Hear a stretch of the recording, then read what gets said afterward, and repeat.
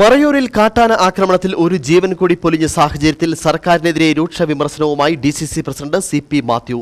നിരപരാധികളെ വന്യജീവികൾക്കിടയിലേക്ക് എറിഞ്ഞുകൊടുക്കുന്ന സമീപനം തിരുത്തപ്പെടേണ്ടതാണെന്ന് CP മാത്യു മൂന്നാറിൽ പറഞ്ഞു. ഇക്കാര്യത്തിൽ സത്വരമായ നടപടികൾ വനംവകുപ്പ് കൈക്കൊള്ളണം. കാട്ടാന ആക്രമണത്തിൽ ഒരു ജീവൻ കൂടി പൊലിഞ്ഞ സാഹചര്യത്തിൽ സർക്കാർ ത്വരിതഗതിയിലുള്ള നടപടി സ്വീകരിക്കണമെന്നും CP മാത്യു കൂട്ടിച്ചേർത്തു. ഫയർലൈൻ തെളിക്കാൻ പോയ ചിന്നാറിൽ ഫയർലൈൻ തെളിക്കാൻ പോയ ചമ്പക്കാട്ടിൽ വിമൽ 57 വയസ്സുള്ള ആളിനെ ഇന്ന് കാട്ടാന അതിക്രൂരമായി കൊലപ്പെടുത്തിയിരിക്കുകയാണ്. കാട്ടാനയുടെ ശല്യം വളരെ കൂടുതലാവുകയാണ്. കഴിഞ്ഞ ആഴ്ചയാണ് മുണ്ടരിങ്ങാട്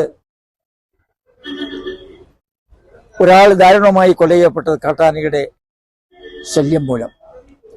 പടയപ്പ ഇപ്പോഴും മൂന്നാറിലും പരിസര പ്രദേശങ്ങളിലും സ്വൈര വിഹാരം നടത്തുകയാണ്. പശുവിനെ നൂറുകണക്കിന് പശുക്കളെയാണ് പുലിയും കടുവയും പിടിച്ച് കൊന്ന് തള്ളുന്നത്. കൃഷി ദേഹണ്ണങ്ങൾ നശിപ്പിച്ച് തകർത്തെറിഞ്ഞ് ഇത് നാളുകളായി ഞങ്ങൾ ആവശ്യപ്പെടുന്നതാണ്. പക്ഷെ ഇപ്പോഴും വനം മന്ത്രി മൗനത്തിലാണ്.